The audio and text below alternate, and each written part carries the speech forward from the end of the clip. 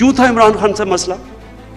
सिर्फ ये कि इनको पता है कि इमरान खान की कोई कीमत नहीं है। मैं अगर इनको छोड़ता हूं, मेरी कौम, गौर से सुन लो, सबसे बड़ी मैं इस कौम के साथ गद्दारी करूंगा। आज मेरा पैगाम आप सबको है, सारों को, सब माफिया को मैं आज आपको एक पैगाम देना चाहता हूं। मुझे अल्लाह ने ट्रेन किया हुआ मुकाबला करने के लिए। मुझे हारना भी आता है और जीतना भी आता है। हार के खड़ा होना भी आता है। मैं 22 साल नीचे से स्ट्रगल करके आया हूं। मुझे मुकाबला करना आता है और मैं आज फिर चैलेंज कर रहा हूं आप सबको। जो मर्जी करना है, इकट्ठे हो जाओ, सब इकट्ठे हो जाओ, जो भी करना है। मेरा ये अल्लाह से वादा है कि मैं आपको एक आदमी को नहीं छोड़ूंगा जिसने इस मुल्क का पैसा चोरी किया।